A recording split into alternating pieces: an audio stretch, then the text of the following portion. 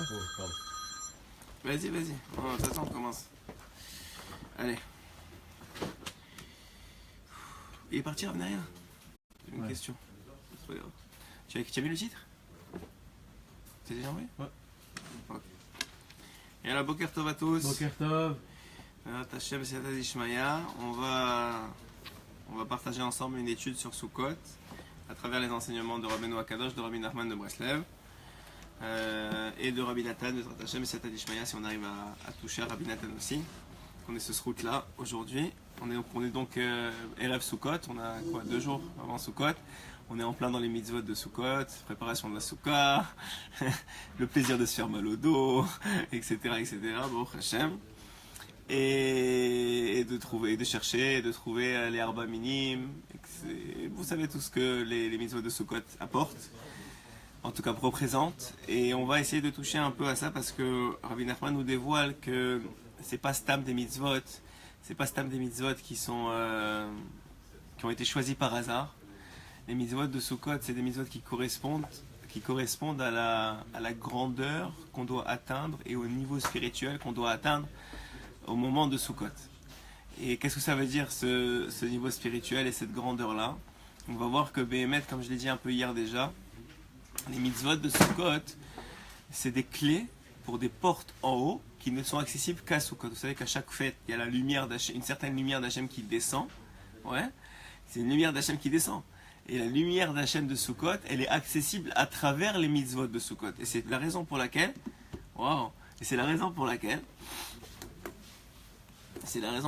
Béhémet, on se retrouve on réalise que Hachem il ne choisit pas stam des mitzvot parce que il veut nous enquiquiner ou quoi, au contraire. La mitzvah de la Soukha, elle représente quelque chose de très très grand. Et les mitzvot des arba minimes, tout ce qui est connecté à Sukkot, mais c'est surtout des clés pour des portes en haut de Zman Simchatenu.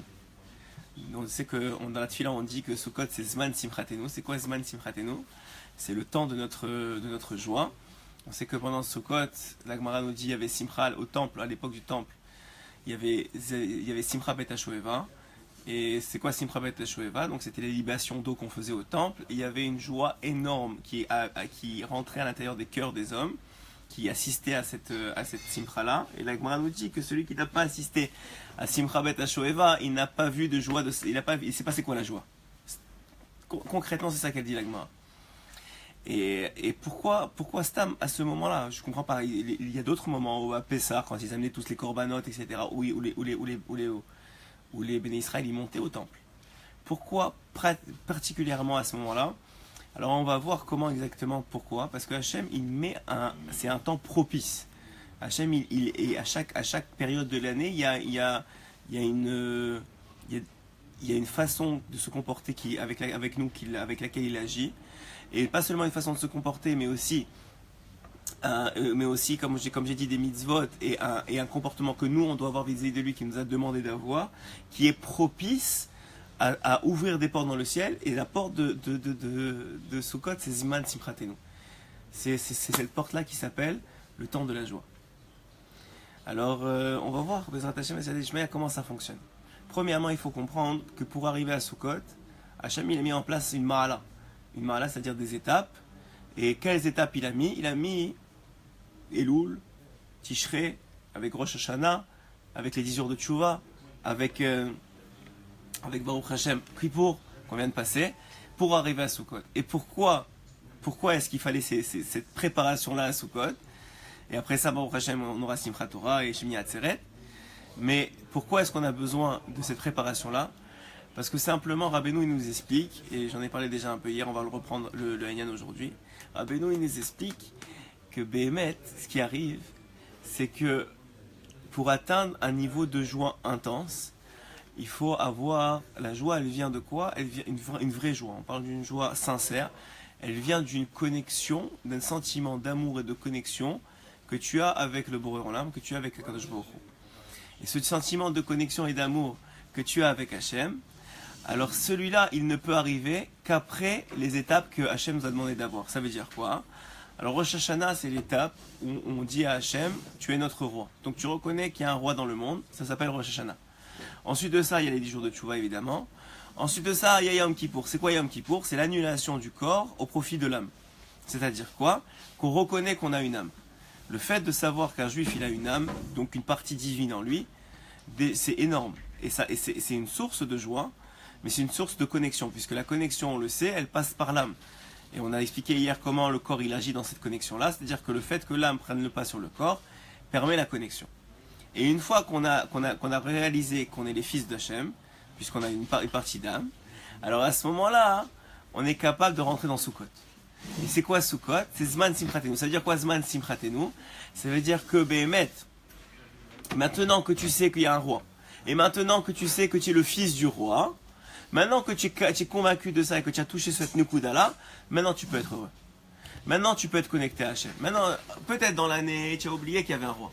Peut-être dans l'année, tu as oublié que même s'il y avait un roi, comme les Goïm, il pense qu'il a créé le monde et qu'il laisse ça gérer. Non, il est là à chaque instant. Il y a une Eshgara pratique et il est là pour toi.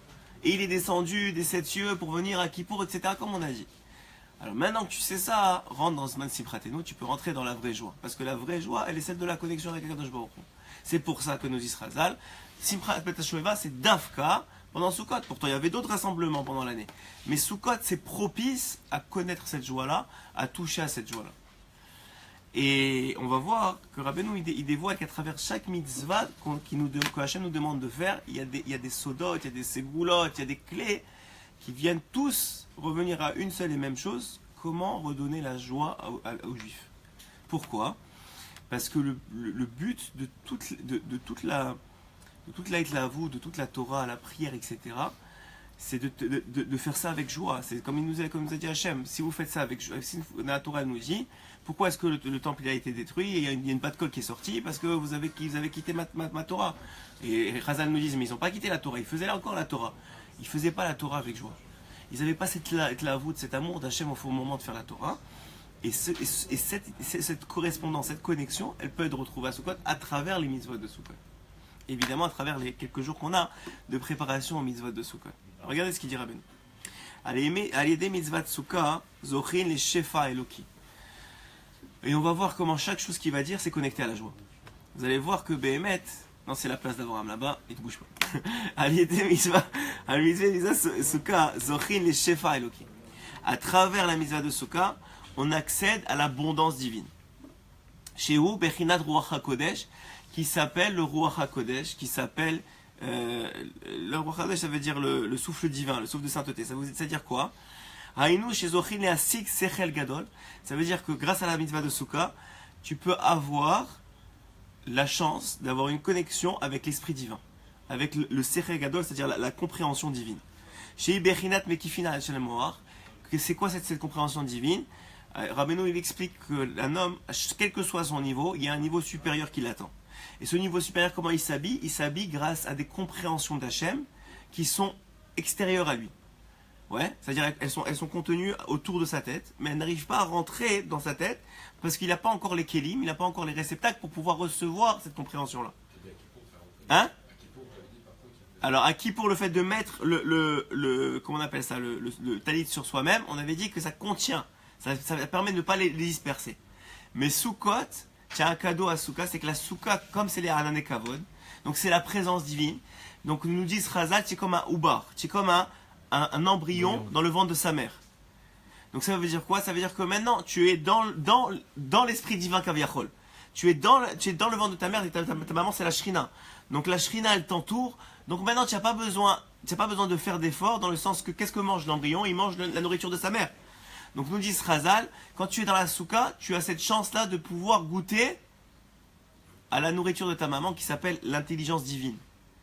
Et ça, hein, c'est un sod extraordinaire. Et c'est pour ça qu'il est très très très très recommandé, d'avoir une souka, de faire beaucoup d'efforts pour avoir une souka.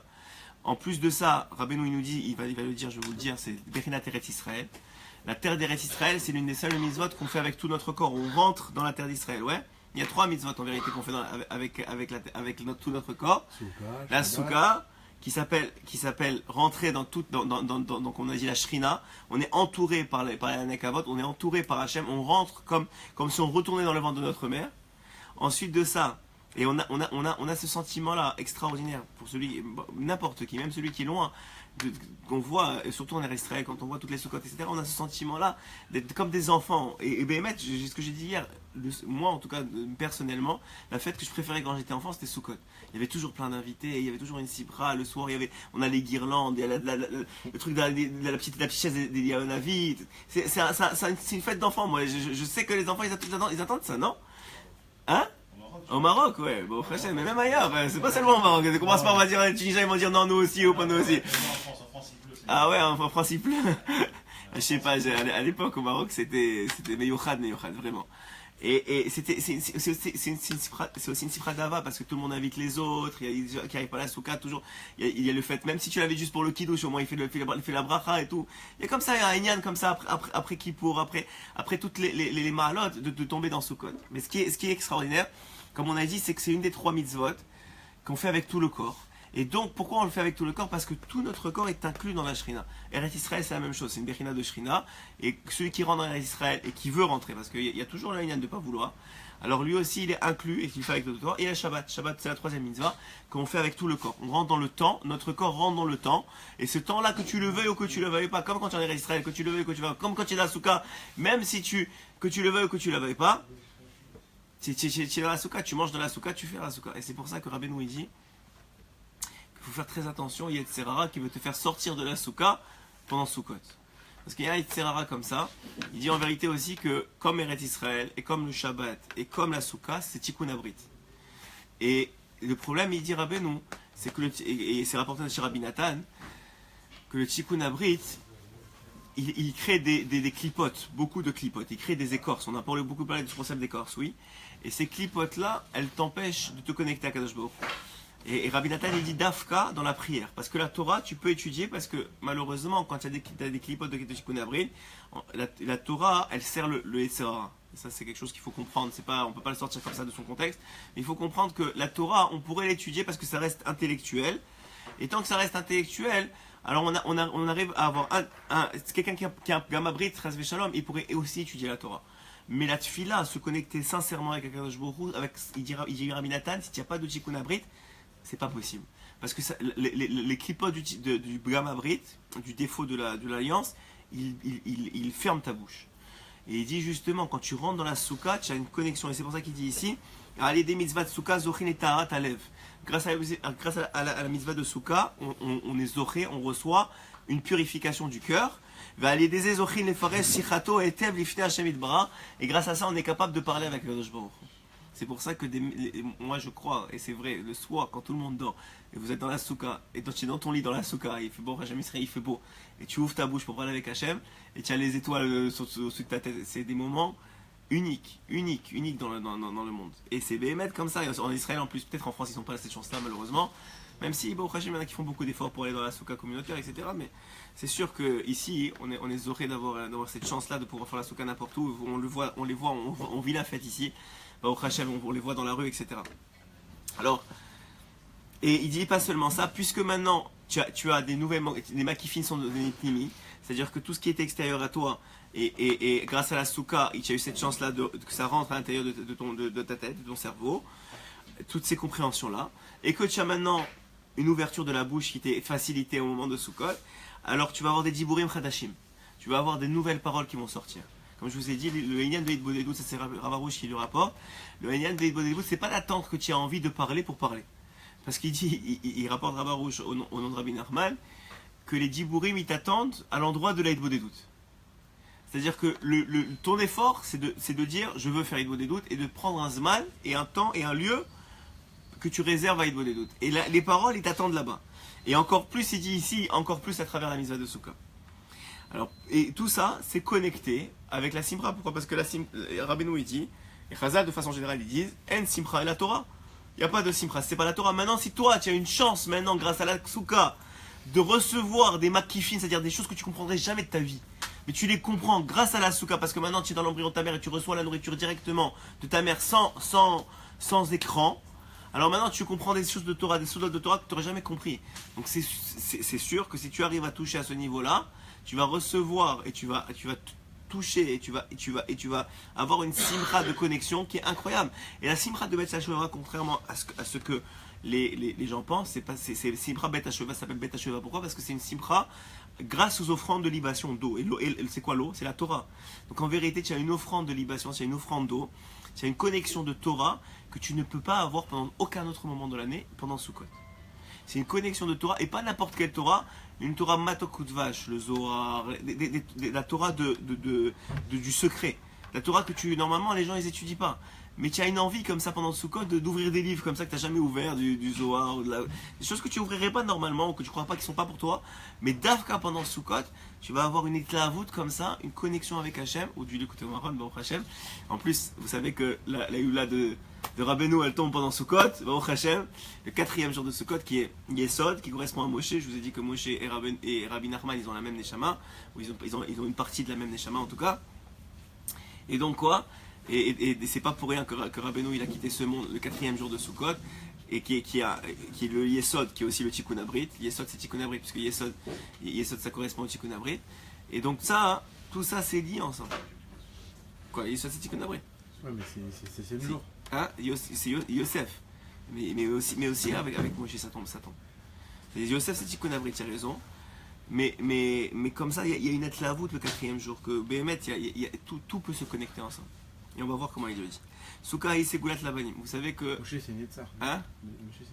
Moshe c'est Netzar et Yosef c'est Yesod, ouais. Mais même à travers le Netzar, tu vois qu'ils sont dans le. Bon, en tout cas, on va pas rentrer dans les détails, mais c'est dans le même lignée. C'est l'un qui amène l'autre. Je sais pas si tu vois dans le. Bon, on se comprend. Okay, ouais. Il les amène dans le même lignée. Souka hi Segulat. Alors, il faut. Je sais pas si vous avez vu, il faut que je parle de. Il y a un film qui s'appelle Ushpizin. Ouais. Pour ceux qui voient encore des films. Pour ceux qui voient pas des films, ne regardez pas. Mais ceux qui voient encore des films, c'est un film cachère d'abord premièrement. C'est un film qui est basé sur des enseignements de Rabbeinu que je savais même pas que c'était. À l'époque, quand j'ai écouté des films, j'étais pas encore connecté à Rabbeinu. Mais c'est un film extraordinaire. Ça donne une envie de faire Sukkot qui est inimaginable. Et je pense que vous pouvez le trouver un peu partout, même sur internet, il est maintenant. En hébreu principalement, et ça s'appelle Ushpizin. Pourquoi ils l'ont appelé comme ça? Parce qu'on reçoit des invités pendant la fête, ouais. Et tout le haïnian de ça, et pourquoi je dis ça? Parce que c'est ici il dit Rabbeinu que la souka c'est Segulat Labanim, c'est une Segula, une souka, c'est une Segula Labanim. Pourquoi? Parce que c'est une Segula Labanim, c'est-à-dire c'est une comment on dit Segula? C'est un moyen d'avoir des enfants. Et pas seulement ça, c'est le fait d'être joyeux dans la souka et de faire Arnasat Ochim dans la souka. Et puisque de toute façon la souka, une fois que tu l'as construit, Baruch Hashem, tu as ce cadeau-là de recevoir les 7 invités tout automatiquement, puisqu'ils viennent chez toi, parce qu'il y a la souka. Donc déjà tu fais Arnasat Ochim, 7 Ushpizin, Abraham, Yitzhak, Yaakov, Moshe, Aaron, David et Yosef. Donc ça veut dire que automatiquement tu fais déjà ça. Mais en plus c'est sûr que c'est une ségoula de recevoir énormément. Après je vous dis ça parce que dans ce film là il reçoit deux personnes qui sortent de prison, enfin qui sont enfuies de prison, toute l'histoire c'est qu'elles sont... et tout le Haïnian il est qu'ils n'ont pas d'enfants depuis 5 ans et qu'il reçoit des miracles. Et il les reçoit et maintenant ils font un effort surhumain pour les recevoir parce qu'ils se comportent comme des goujats sans nom, et tu les vois comment ils les servent, eux ils sont debout, les autres ils sont assis en train de manger le poids, un truc de fou, c'est-à-dire, Béhémet, tu vois quoi que, comme je vous ai dit à chaque fois, quand Hachem, il veut donner à un homme du Shefa Eloki, c'est-à-dire de donner à un homme une abondance divine, quelle qu'elle soit les enfants, soit la Parnassa, soit le Shalom, soit n'importe quoi, Hachem il veut donner ça, pour pas qu'il se soit atteint par des mécatrégim, par des accusateurs dans le ciel, une fois que ça a été donné, et qu'il n'y ait pas de nézek, qu'il n'y ait pas de défaut qui soit créé une fois que l'homme il a reçu ça, il est obligé d'avoir mérité un peu ça. Même si en vérité c'est un cadeau, c'est obligé d'être mérité. Et donc, comme il dit, c'est Segula Labanim, pour mériter des enfants de Sadikim, une des comment on dit ça?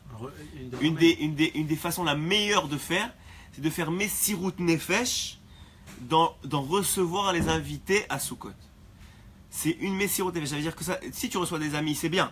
Mais si tu reçois la belle-mère, ou tu reçois des gens que Béhémet, ils ont pas, c'est pas des gens que tu es connecté avec eux, etc. Et que ça va pas t'amener plus de joie. Au contraire, c'est toi qui dois les rendre plus joyeux et tu fais un effort comme ça. Cette Messirut Nefesh, c'est Segula Labanim Béhémet. Ça, c'est la vraie Segula Labanim. C'est Messirut Nefesh, c'est-à-dire de donner de soi pour rendre heureux les gens dans ta souka Pourquoi? Parce que Béhémet, tu admets comme ça que. C'est quoi le Haïna de la Souka? C'est de sortir de chez soi et de comprendre qu'on est dans ce monde que des invités. C'est ça le Haïna de la Souka. C'est Hachem, il te dit, regarde, comprends que tu es invité dans ce monde, que ça va durer ce que ça va durer, et après ça, ta vraie place, elle est dans le Olam pour l'éternité. Ici, c'est que temporaire, ouais. Comme il disait, comme quelqu'un veut voir le Chavetz Chaim, c'est une histoire connue, le Chavetz Chaim, il l'a vu dans une petite hutte comme ça, à peine elle bougeait avec le vent, il lui a dit, et c'était quelqu'un de très riche, il lui a dit, Gvodarav, vous me laisser s'il vous plaît, je vais vous faire une mitzvah, je vous achète un bel appartement, tout bien et tout ça. Il lui a dit non, je veux pas. Il lui a dit mais je vous achète, vous allez rien avoir, juste on vous prend d'ici, on vous amène là-bas. Il lui a dit non, est-ce que tu as déjà vu? Est-ce que toi quand tu vas, toi tu es un businessman? Il lui a dit ouais, il lui a dit ouais. Il lui a dit dis-moi toi, quand tu vas en business dans les autres villes, est-ce qu'à chaque ville que tu vas, tu achètes un appartement et tu t'assois et tu t'installes? Il dit non, je vais à l'hôtel. Il dit moi aussi, je suis ici en vacances, c'est-à-dire je suis ici pour un certain temps, temporaire, je suis à l'hôtel. Alors il est comme ça, ça me dérange pas. Ouais. Une autre histoire du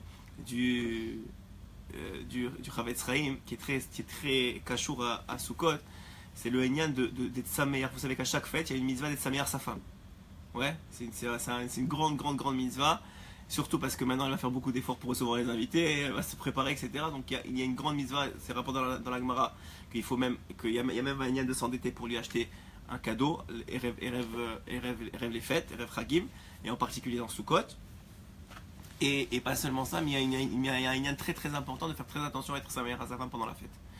Et donc il y a une histoire comme ça sur le Chavetz Chaim où il était en train de préparer la souka et il s'est marié une deuxième fois à la fin de sa vie, il s'est remarié le Chavetz Chaim et il était en train de préparer la souka, il l'a mis toujours au même endroit à côté de l'arbre, à côté de sa maison, etc. Et sa femme elle sort de la maison et dit ah mais j'aime pas ici, c'est pas bien pour moi, je voudrais bien qu'il soit là-bas. Le Chavetz Chaim maintenant il avait presque 80 ans, 90 ans. Et il a rien dit, il a dit bien sûr ma femme, il a déplacé toute la souka qu'ils viennent de faire. Et à l'époque c'était pas une souka que tu mets tu les embriques comme ça et en 5 minutes c'est fait. Il fallait taper sur les clous et vas-y les boîtes et les encadrer les uns dans les autres et les boîtes, etc. Donc il y prend la souka, il la démonte au complet, il la remonte, ça lui prend la demi-journée de l'autre côté, là où elle a dit sa femme. Et sa femme au bout de la matinée elle sort, elle voit la souka comme ça et elle dit à Chavetz Chaim non je pense que tu avais raison, c'était là-bas c'était mieux. Qu'est-ce qu'il fait le Chavetz Chaim? Il dit rien, il redémonte encore la demi-journée, il la remonte là où il était. Et vous voyez quoi? C'est que c'est une grande ségoula. De s'occuper des autres pendant Sukkot, parce que c'est le Henyan que Hachem, il est en train de te dire tu es invité dans mon monde. Alors toi aussi tu montres que si je suis invité, alors tout le monde est invité avec moi. Et de s'occuper en particulier, ça commence par sa femme et ses enfants. C'est un Henyan, c'est une fête de Simcha, et la Simcha, vous savez que la Simcha de la femme, elle passe par le mari. Rabbeinu dit ça clair. Il dit la femme, elle a un Henyan de Hatzut. La femme, elle a été créée avec une certaine angoisse, une certaine tristesse en elle. Et la simcha, elle passe par le mari. La simcha de la femme, elle passe par le mari. C'est comme ça, il dit clairement. Et c'est pour ça que le mari, malheureusement, heureusement, parce que des fois, on est un peu affecté, mais on n'a pas le droit d'être à Tzouv quand sa femme, elle est là. Tu peux être à Tzouv avec tes copains, tout ce que tu veux, mais quand ta femme, elle est là, tu n'as pas le droit parce que elle, déjà qu'elle est ici, tu vas la finir à la hache. Alors, c'est pas le moment. Et en particulier à Sukkot, qu'elle fait tellement d'efforts pour recevoir, etc. Et que Béhémet, il y a une grande mitzvah pour elle de recevoir, de se préparer, de se casser la tête. Parce que c'est une ségoula pour beaucoup de choses. Un, pour toi, là, c'est une ségoula pour, comme je vous ai dit, recevoir des makifines, c'est-à-dire des choses qui sont extérieures à toi en Torah et de les intérioriser. Deux, c'est une ségoula pour elle d'avoir des enfants de sadikim. Donc ça prend beaucoup d'efforts de recevoir. Et comme je vous ai dit, en plus, à travers Messirot Nefesh, c'est pas stam recevoir des gens, c'est à travers le Messirot Nefesh de la réception, de recevoir, comme je vous ai dit, des gens avec qui c'est plus compliqué. Alors à ce moment-là, je vous ai donné l'exemple de la belle-mère parce qu'il est drôle, mais en vérité c'est pas vrai parce que n'importe qui, mais en particulier des gens qui n'ont pas de souka, etc., c'est toujours bien de recevoir pendant souka. Alors il dit ici, et ça apporte aussi, comme je vous ai dit, la tfila avec Kohar, c'est-à-dire que vous êtes capable de parler avec Akadosh Baruch Hu, puisque maintenant vous êtes dans le ventre de votre mère. On a dit que c'est les Anek Avot, c'est comme un houbard qui retourne dans le ventre de sa mère. Donc maintenant tu as une connexion que tu ne peux pas avoir dans l'année, qui est vraiment très proche d'Hachem. On vient de sortir, évidemment tu l'avais pendant Rosh Hashanah à travers la Hira, tu l'avais aussi pendant Kippour à travers le fait que tu as jeûné, que tu étais connecté, etc. Mais il n'y a pas plus grande connexion qu'à travers la Simcha. Il n'y a pas plus grand. Et la connexion d'Asimcha, elle passe à travers la joie de l'étude et de la compréhension de l'étude que tu n'aurais pas compris autrement, comme je vous ai dit. Il dit ici, il était chez Mekaimi Mitzvah Sukkot Karaoui, à travers le fait qu'on fait la Soukha comme il faut, tu peux t'engager, même dans des choses qui seraient probablement préjudiciables pour toi. Il donne l'exemple de quelqu'un qui, vous savez, ceux qui construisent des immeubles, en particulier en Israël. Il y a un ignat comme ça, qu'il y a des anges pas très bons qui s'attrapent à eux, parce qu'ils ont le droit, à cause qu'ils construisent des choses. Il dit une façon de se protéger de ça, c'est la mitzvah de Soukha. La mitzvah de Soukha, elle te protège des choses qui sont normalement préjudiciables pour l'homme. C'est une protection, c'est une sorte de mezouza en 4 dimensions. C'est pas mal ça la Soukha, c'est une sorte de mezouza. C'est pour ça que je vous ai dit qu'il y a un grand moyen de ne pas se faire avoir pendant Soukot par le comment on appelle ça, par le Yetzer Hara, de sortir de la Soukha. On sait que c'est le Chofesh et que les enfants, et peut-être la femme elle veut sortir, etc. Et il faut réjouir sa femme et ses enfants, mais il faut essayer le maximum de rester dans la Soukha et de les réjouir dans la Soukha. À travers des sipurim, à travers des bons repas, à travers des jeux, mais rester dans la Soukha. Parce que cette accessibilité à Hachem et au makifim, quand je vous ai dit, aux choses qui sont extérieures à vous, qui rentrent maintenant à l'intérieur de vous, vous les récupérez à travers la Soukha. Et comme je vous ai dit, ce qui vous fait sortir, nous dit Rabbeinu, de la Soukha, et Rabbi Nathan il le rapporte, c'est le Gamabrit. Pourquoi tu n'es pas capable de rester dans la Soukha, ou en tout cas de ne pas avoir cette envie de rester dans la Soukha, c'est le Gamabrit. Donc Dafka, il faut s'attacher, même si tu n'as pas envie, de rester le plus possible dans la Soukha. Et c'est d'ailleurs une des raisons pour laquelle la Gemara, lorsqu'elle rapporte que à la fin des temps, les Goïms sont venus voir Hachem et ils leur ont dit mais nous aussi on veut la Torah, nous aussi on l'aurait fait. Qu'est-ce qu'ils leur donnent? La mitzvah de Soukha, ouais. Et qu'est-ce qu'ils font? Il y a un Shemesh qui sort comme ça. La Gemara elle dit que Hachem il a enlevé l'écorce du soleil et le soleil vient, il tape très très très fort et qui faisait tellement chaud que les Goïms ils pouvaient pas rester, c'était impossible, c'était honnête. Et quand ils sortent, ils tapent dans la Soukha et ils s'en vont, ouais. Et la compréhension normale de la Gemara, de Pshat, c'est de dire que Hachem il leur dit, vous voyez, et il leur dit mais on était honnête, il faisait trop chaud. Et là-bas Hachem il leur répond quoi? Il leur répond oui, mais le problème c'est pas que vous êtes sortis. Même mes enfants quand il pleut malheureusement ils sortent, mais ils sont tristes, ouais. Mais vous avez tapé dans la Soukha. Et Rabbeinu il dit quoi? Pourquoi ils ont tapé dans la Soukha? À cause de Gamabrit. À cause du défaut de l'alliance. C'est le défaut de l'alliance qui fait que tu ne veux pas rester connecté à Hachem. Et donc ça, et ce dégoût-là que tu as, en vérité c'est un dégoût de toi-même, mais qui s'habille à travers ta connexion avec Hachem.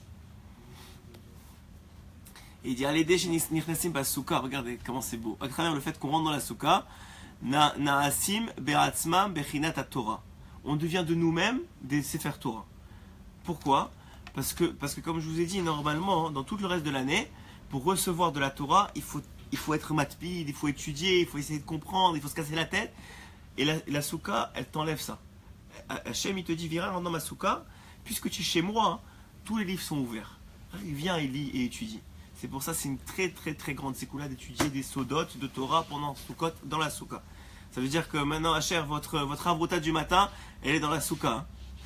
C'est régal, je vous vois tous les deux, la avruta du matin, c'est dans la Soukha. C'est là-bas où on va avoir les réceptions de BMS, c'est comme ça qu'il dira maintenant. Allez, des mitzvot netilat lulav. Alors maintenant, on a parlé de la Soukha. Évidemment, il n'y a pas que la Soukha. Il y a les lulav, il y a les quatre espèces, merci. Les 4 espèces, et en particulier le etrog. Ouais, le etrog, c'est la prunelle des yeux. Vous savez, cette histoire très très connue. D'ailleurs, il y a une histoire, dans Ushpizin aussi, il y a cet épisode-là. Il y a une histoire très connue où il y avait un chassid qui était très très pauvre. Et il n'avait pas de quoi acheter son etrog de l'année. Donc il espérait, il a prié à Hachem, il a fait de beaux des doutes, il a essayé et tout ça. Et bon, il arrive Erev Chag, il n'a pas de etrog. Et malheureusement, il ne sait pas quoi faire. Alors il avait une paire de tefilines qu'il avait reçue de son père, qu'il avait lui-même reçue de son père, une paire extraordinairement belle, propre, tout bien, et qui était très précieuse à ses yeux. Il a dit j'ai pas le choix, il a fait comme Ruben, il a dit j'ai pas le choix, il faut que je vende mes tefilines. Il a dit j'ai pas le choix, il faut que je vende mes tefilines. De toute façon j'en ai pas besoin pendant 7 jours. Hachem Yahazor, à la fin des 7 jours, il m'aidera. Qu'est-ce qu'il fait? Il va au chouk, il dit qui veut des tefilines, qui veut des tefilines. Et c'est mes tefilines de mon père, et tout le monde le connaissait bien au chouk, qui savait que c'était quelqu'un de Yerei Shamayim. et que ces tefilines Béhémet c'était des tefilines cachères, alors il les vend pour un très bon prix.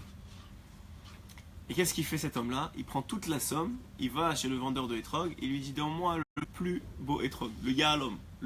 Quelle est la pierre précieuse que tu as cette année? Quel est le plus beau hétrog de la ville? Il lui sort comme ça, caché comme ça dans une boîte, un hétrog d'une beauté que seulement les gens qui comprennent c'est quoi un hétrog, ils peuvent ressentir la joie de cette beauté-là. Il voit ce hétrog sans tache, beau, parfait. Maintenant un autre, il pensait à un citron. Comme dans le film, ils vont le couper pour faire la salade. mais c'est pour les autres, c'est un citron. Mais pour celui qui comprend c'est quoi un hétrog, et on va voir c'est quoi un hétrog, il comprend que c'est pas un fruit. C'est une façon qu'Hachem il t'a donnée pour t'ouvrir une porte de Shefa dans le ciel. C'est ça le hétrog. Le hétrog, c'est... Maintenant, tu sais quoi, dans le ciel, il y a une porte qui correspond à ton hétrog. Et c'est seulement ton hétrog qui rentre dans la clé pour ouvrir la porte. C'est seulement le tien. C'est seulement celui-là. Il dit Rabbeinu, il faut pleurer pendant Kippour pour avoir un hétrog beau. Il dit Rabbeinu que le hétrog, c'est une ségoula et les kavrout, la tzaddik. C'est une ségoula de se rapprocher du tzaddik Haïmet. Et que celui qui est proche du tzaddik Haïmet, il mérite aussi le beau hétrog. Il dit pas seulement ça. Et aussi, vous savez que c'est une ségoula là. On a dit que la souka c'est une ségoula banim. Mais pour avoir des enfants qui sont beaux, c'est le hétrog. Le hétrog, c'est des enfants beaux. La souka, c'est des enfants intelligents. Le hétrog, c'est des enfants beaux. Et Béhémet, on voit ça.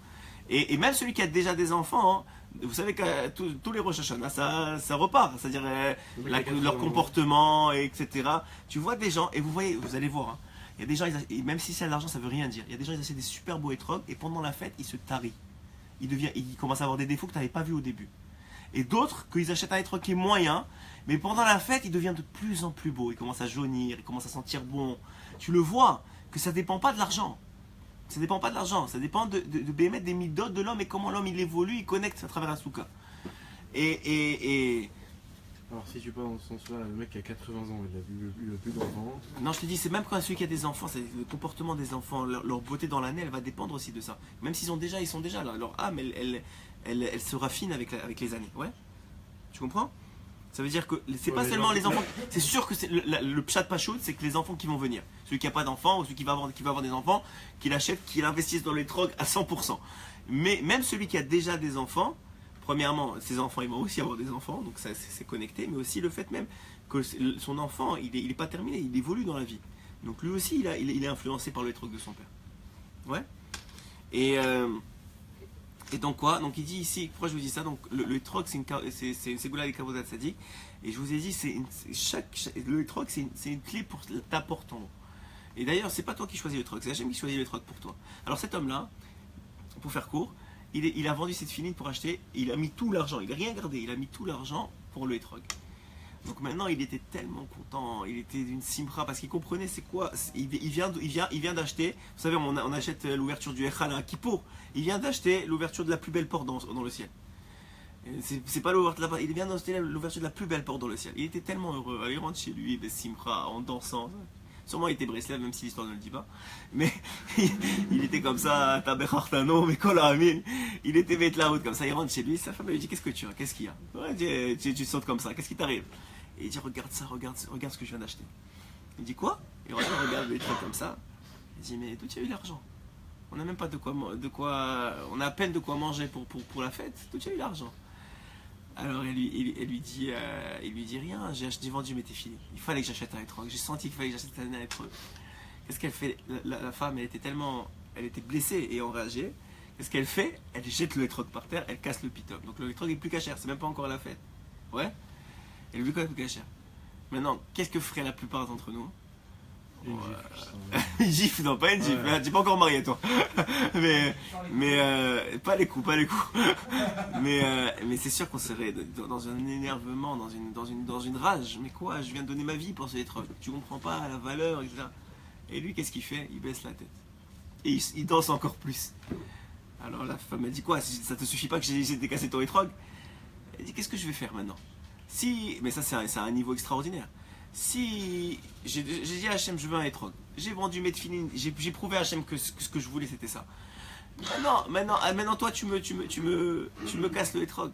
alors qu'est-ce que je vais faire? Je vais perdre en plus ma mitzvah, je vais faire une avéra de Minatora de me mettre en colère parce que tu m'as cassé les traits. Au contraire.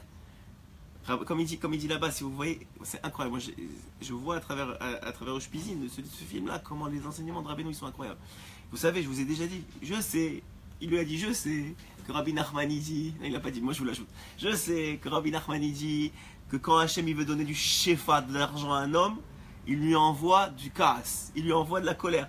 Donc c'est sûr maintenant avec le niveau de kaas que tu viens de me donner, que le potentiel de niveau de kaas que tu viens de me donner, c'est sûr qu'on va avoir une année extraordinaire de shefa d'argent. C'est sûr, il n'y a pas. Et c'est comme ça, Béhémet, je vous dis. Si un homme, je vous dis, c'est vraiment comme ça. Je dis Rabbeinu, si un homme, il savait qu'est-ce que les souffrances et que les épreuves, elles peuvent lui amener comme bracha, il ferait comme les tzadikim, il les chercherait tout le temps. Pourquoi? Parce que la réussite de l'épreuve, c'est ça la clé de la bracha. Et ce étrog-là, Béhémet, je vous dis, ceux qui ont acheté pendant Kippour, etc., ce qu'il faut dépenser le plus, c'est ce étrog. C'est la clé d'une porte en haut qui t'appartient à toi. Il y a ton nom dessus. Et Béhémet, c'est un strout énorme parce que le étrog, il dit Rabbeinu, c'est une clé pour un shefa elokit. C'est une clé pour. C'est une sorte de réceptacle. Si tu veux un réceptacle pour un shefa elokit, pour l'abondance divine, c'est le étrog. C'est cette partie-là qui va te dire voilà, Hachem, on est connecté toi et moi. Et tu vas voir que Béhémet, c'est pas seulement ça. Rabbeinu, il dit le étrog, c'est le cœur de l'homme. Plus il est beau, plus ton cœur se purifiera à travers lui. Et ça c'est un tu sais que le loulav c'est le cédra, excusez-moi, le loulav c'est le, comment on dit, la colonne vertébrale, c'est la colonne vertébrale, ouais. Ça veut dire c'est comment l'homme il se tient, c'est la ira de l'homme, ouais. Ensuite c'est pour ça qu'on on se penche, ouais. Pourquoi vous avez, tout le monde doit se poser cette question, il n'y en a pas beaucoup qui connaissent la réponse. Pourquoi quand on étudie, le juif maintenant il a jamais étudié de sa vie, ouais, il s'assoit dans un Beth Midrash, il commence à faire ça. Vous avez jamais remarqué? Il commence à bouger comme ça. Pourquoi? Parce que cette colonne vertébrale, elle veut bouger, elle veut se soumettre à Hachem. C'est un lien comme ça de bouger toutes les colonnes vertébrales, parce que la Torah, elle est kénégat toutes les mitzvot, et le nombre de vertèbres, c'est correspondant, je ne sais pas s'il y a 613, mais je me rappelle qu'il y a un chiffre spécial, moi je ne suis pas très bon en guématria, mais il y a un chiffre spécial, et ça correspond Béhémet à ça, qu'il veut bouger son shefa, il veut apporter beaucoup. Et il dit, voilà, comme je vous ai dit, Etrog Nimshar Me'at Tzadik. La beauté du Etrog, elle vient du Tzadik Haemet, chez Rosh Habayit, qui est lui la tête de la maison. Et donc, plus on est Kavot Tzadik, plus on a de la chance d'avoir une bonne Etrog, et inversement. Plus tu veux être, plus ça va t'apporter ça. Et donc ça, vous voyez que Béhémet, on remarque, et ensuite de ça, hein, la façon dont on va associer, Bezrat Hashem Rabbeinu il dit que la façon dont on va associer, la façon dont on va associer les quatre espèces pendant la fête, c'est-à-dire la façon dont on va faire ça avec amour et avec dévotion, mais surtout la façon dont on va attraper, vous savez, comme si on attrapait quelque chose de très très très précieux.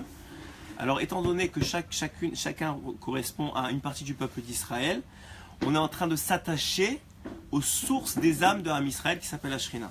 Et en plus, si on le fait, comme c'est le Henyan, de la première fois qu'on le fait dans la journée, de le faire à l'intérieur de la Souka. Ouais, il y a un Henyan comme ça, le matin en se réveillant, on fait modé dans la Souka, et ensuite on prend le Etrog et le Etrog et les trois autres espèces, le Lulav, la Dassa et les Haravot, on les prend ensemble et on fait ce mouvement-là dans la Souka. Alors à ce moment-là, on est en train de s'attacher aux Neshamot d'Israël, de toutes les Neshamot d'Israël. Vous savez que dans la Tfila, le Hari Akadosh, il a demandé qu'on dise que je m'attache à toutes les Neshamot d'Israël.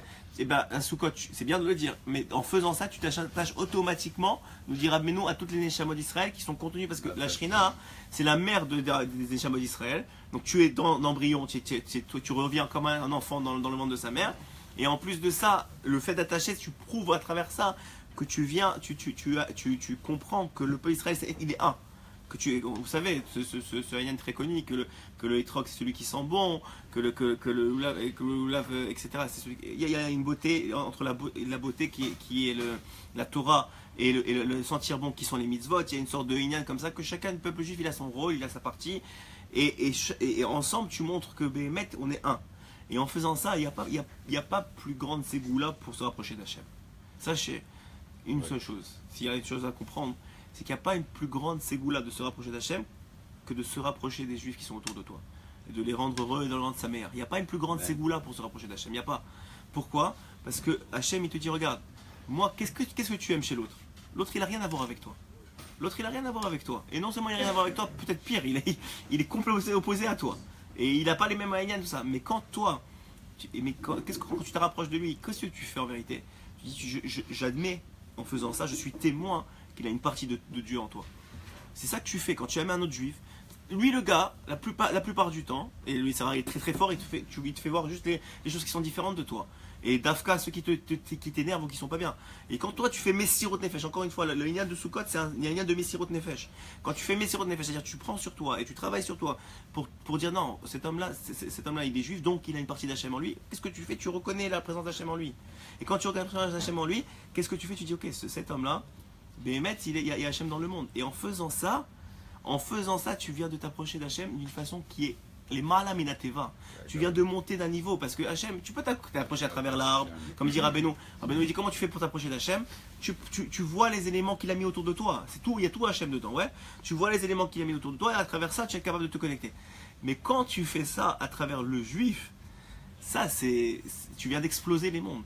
Et en plus dans la soukha, qui est la matrice du monde. Les Hananekavot, je vous ai dit, c'est la matrice du monde, c'est la Shrina qui est la matrice du monde.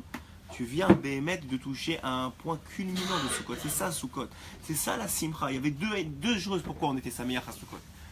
Et à Simcha Betashoueva. Un, on a dit, parce que l'eau, c'est la Torah.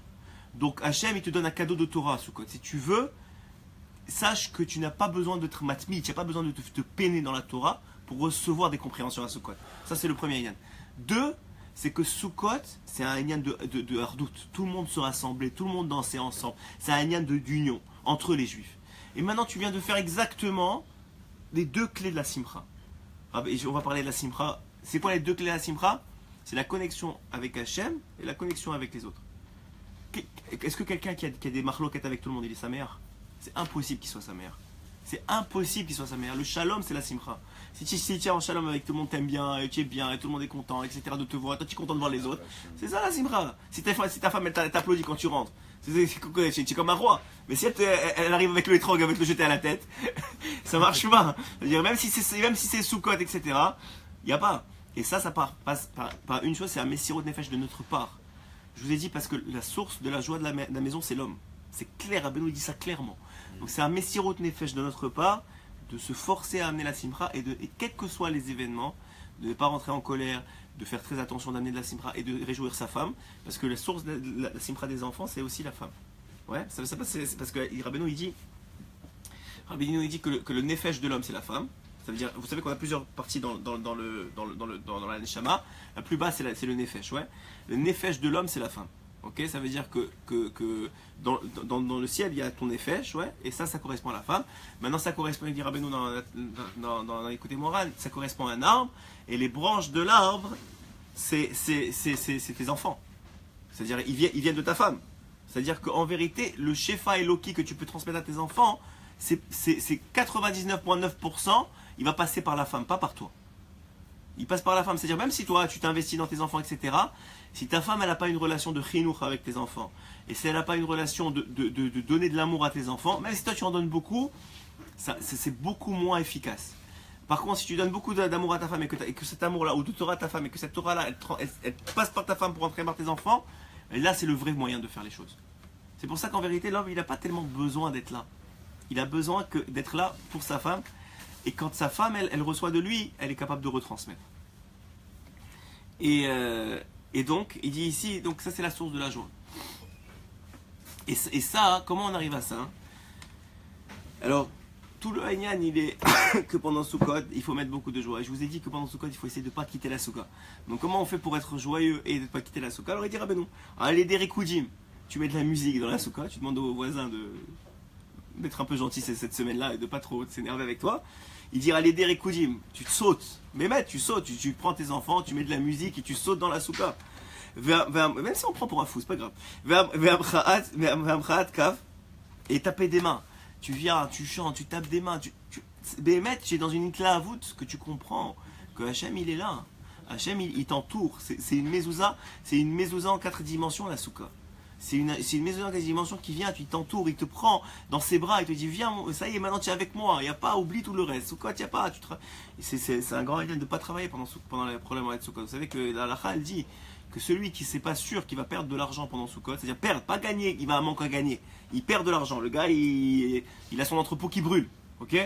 Mais sinon, tu ne devrais pas travailler pendant Soukot. Si tu es capable de prendre des vacances, hein? Prends la moitié de Soukot, bien sûr, Soukot c'est évident, mais prends la moitié de Soukot entre les deux fêtes de Soukot. Parce que si tu es capable de prendre des vacances dans un autre moment de l'année, va d'ailleurs que tu es capable de prendre des vacances pendant ces moments-là. Bah, après, jamais, vous savez que c'est pas évident aujourd'hui. Nous on parle comme ça, mais il y a des gens qui sont pris dans le travail, ils ont des obligations, etc.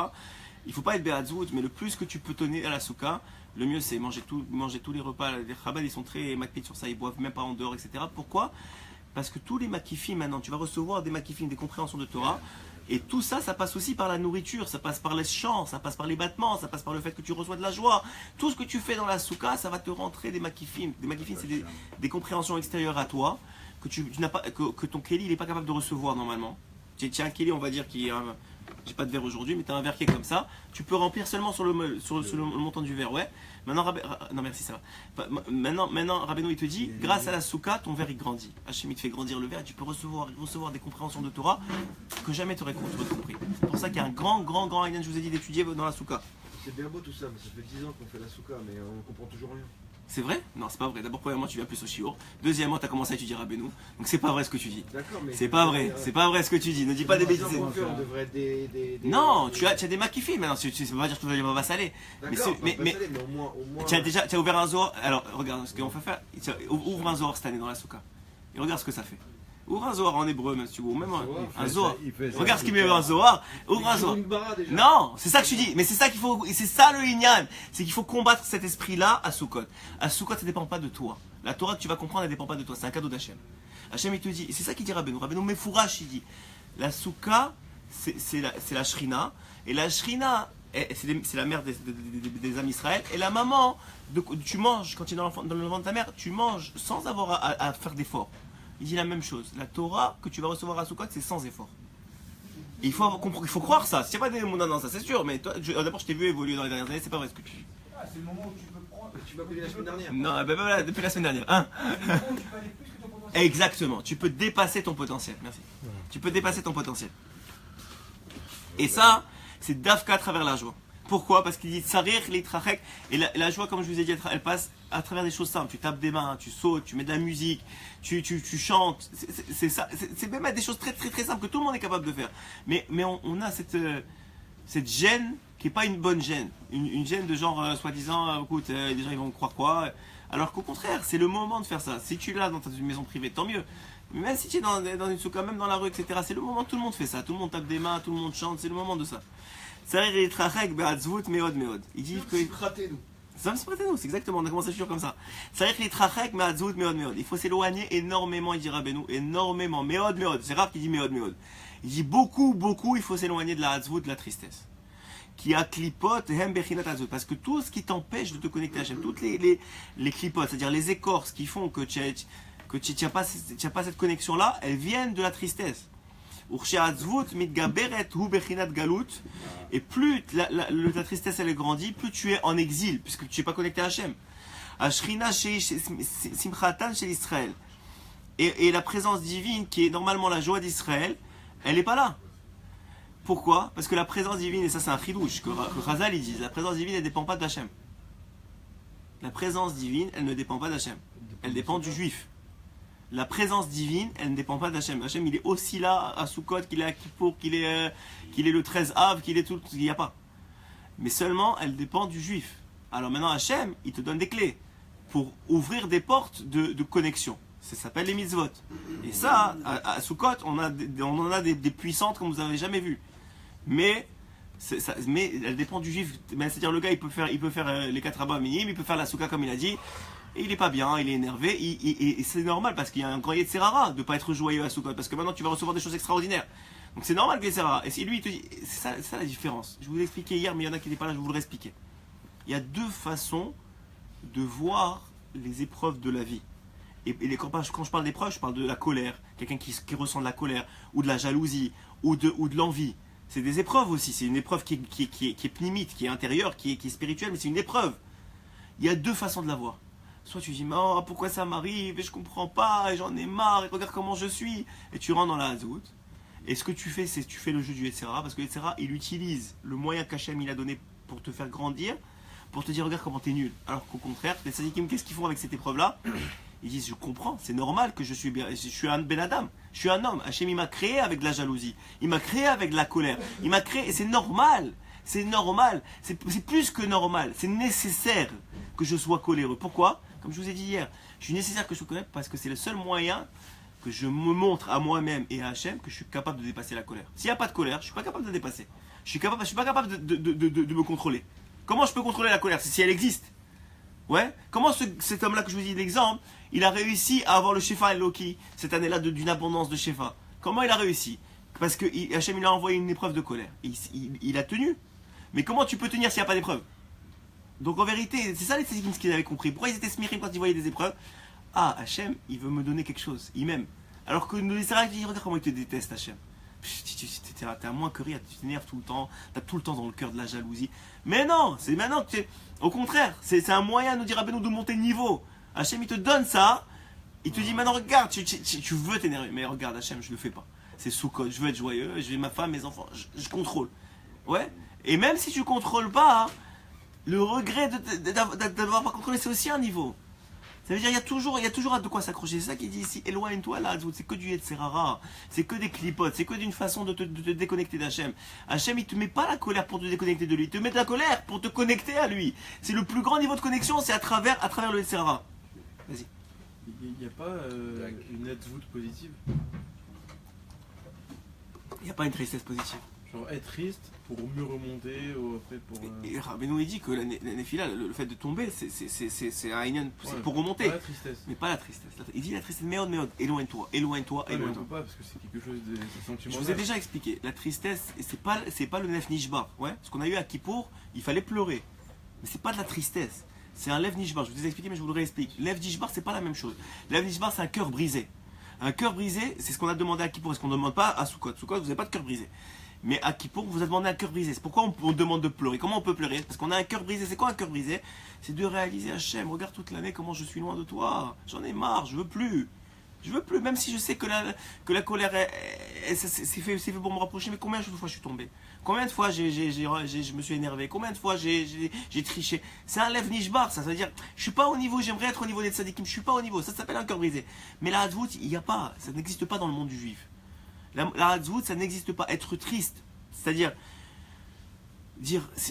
quand tu dis c'est triste, ça veut dire quoi? C'est-à-dire, ça c'est une finalité. Ça y est, je suis comme ça. C'est ça la tristesse. C'est de croire, c'est ce qu'il dit, ouais. Ça veut dire quoi? Il n'y a pas, Rabbeinu te dit, il n'y a pas de désespoir dans le monde. C'est quoi, il n'y a pas de désespoir dans le monde? C'est-à-dire, si tu crois qu'il y a un désespoir, c'est qu'il y a une finalité. C'est ça et ça s'arrête là. Mais s'il n'y a pas de désespoir, tu dis qu'il n'y a pas de finalité. Ouais, vous connaissez cette histoire. C'est incroyable. Hier, mon fils, il a raconté à ma femme l'histoire que je lui racontais. Je vous dis, vos enfants, c'est des éponges. Il faut leur donner, on en parlait avec Yigal tout à l'heure.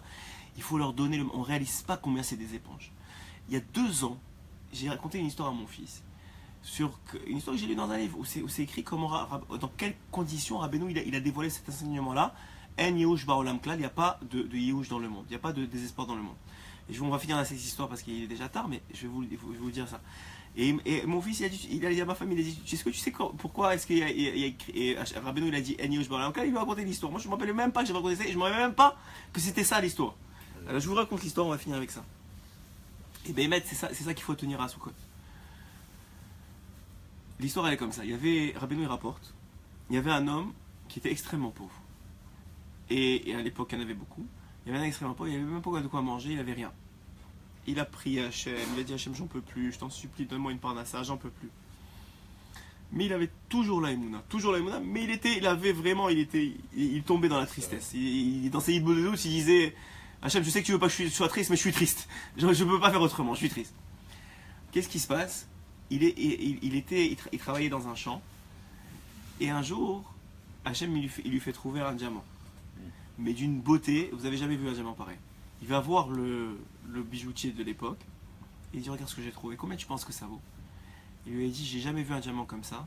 Ici, tu peux pas vendre un diamant comme ça parce que personne n'a les moyens de te l'acheter et personne ne se connaît sa vraie valeur. Il faut que tu ailles à Londres, tu prends le bateau, tu ailles en Angleterre. Là-bas, mon frère, il a émigré et lui aussi, il est bijoutier, il va s'occuper de toi, il va te faire rencontrer les gros et c'est sûr que tu vas le vendre je peux même pas te dire le prix tellement tu vas avoir de l'argent. Il était d'une simra tellement grande.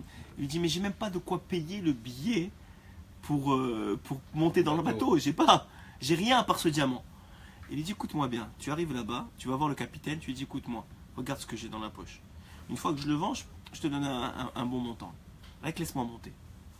Il lui dit, ok, si tu dis, je vais faire comme ça, il fait comme ça. Et Mina Shamaim, il est arrivé au port, premier bateau en partance pour Londres. Il arrive, il demande c'est où, il se présente, il va voir le capitaine, il lui dit, est-ce que vous avez encore des places? Il lui dit, oui, j'ai encore des places. Il lui dit, combien ça coûte? Il lui dit le prix. Il dit, écoutez, je vais vous dire franchement, moi, j'ai pas de... C'est-à-dire, est-ce que je peux vous payer une fois qu'on arrive? Parce que maintenant, bon, je peux pas vous expliquer exactement, mais est-ce que je pouvais? Il lui dit, mais comment je suis sûr alors, que tu es quelqu'un de valeur? Alors, il lui montre le diamant. Il dit, ah ok, très bien, il comprend. Il l'installe dans la plus belle suite du bateau. Il dit, ce gars-là, c'est un Richard. Je vais gagner beaucoup d'argent avec lui. Incroyable, ouais. Et donc, qu'est-ce qui se passe? Donc, ce juif-là, il rentre dans le bateau avec plein de monde, pas seulement des juifs. Et et Baruch Hashem, il est tellement heureux, il est saméach, il rentre dans le bateau, il est saméach. Le bateau, c'est un inyan aussi de la souka. Je vous dis entre guillemets, c'est un remès pour la souka. Il rentre dans la souka, il oublie tous ses problèmes. Pour lui, il est le plus riche du monde. Il a un diamant maintenant, il a le hétrog dans la main. Il a un diamant dans la main. Ouais. Regardez comment c'est incroyable. Je vous dis, c'est les connexions que tu reçois. Vas-y. Alors, ce diamant, en vérité, c'est comme si ton hétrog, il est dans ta main. Si tu as un hétrog dans la main, tu es le plus riche du monde à Soukot. Sachez que celui qui a un hétrog dans la main, il est le plus riche du monde. Il n'y a pas de plus grande valeur à Soukot. Écoute-moi, tu ne vas pas travailler pendant Soukot, Bezrat Hashem. Tu n'as pas besoin tu achètes toi à l'avance en général. Ouais. En général, c'est une mitzvah de rester, donc tu ne sors pas de ta Soukot. Donc tu as besoin de rien, tu es dans le bateau. Tu ne vas pas sauter dans la mer maintenant, tu es dans le bateau. Maintenant, qu'est-ce qui te fait de la valeur? C'est que tu donnes de la valeur à ton hétrog. Ça, c'est la vraie valeur. Ça, c'est le riche. Je sais pas qui a dit qui est riche qui a rapporté ça. Ton oncle, il a dit c'est qui est riche, celui qui satisfait de ce qu'il a. Si tu comprends c'est quoi avoir un hétrog à Soukot, tu peux sauter avec toute Soukot, tu vas sauter. Alors, il a ce diamant-là, il le contemple, il le regarde, etc. Comme ce que font ceux qui connaissent c'est quoi un hétrog. Il le contemple en tout Soukot, il est là, il le chérit, il le contemple.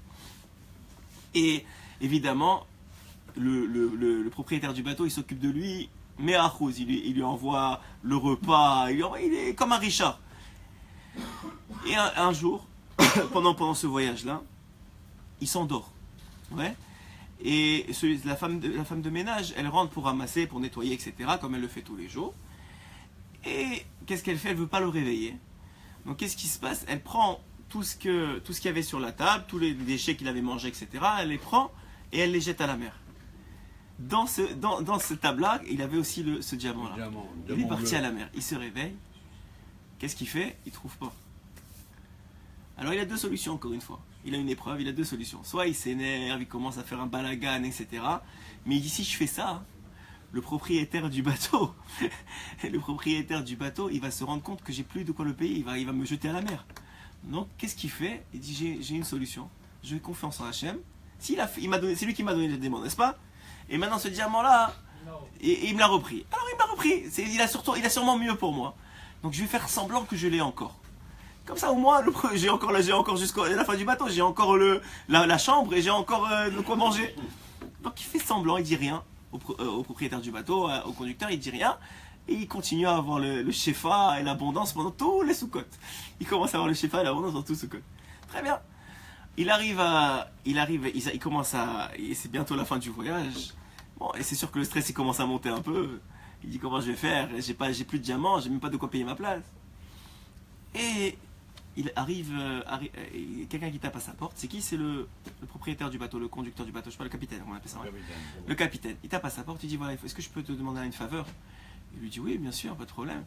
Il lui dit, écoute, j'ai un problème un peu avec les douanes anglaises, et si ce bateau, si je garde la marchandise à mon nom, je vais payer une tonne. Alors je te demande une faveur, toi personne ne te connaît, et tu es quelqu'un de Mechouba, tu es quelqu'un d'important, est-ce que tu acceptes de mettre toute la marchandise à ton nom?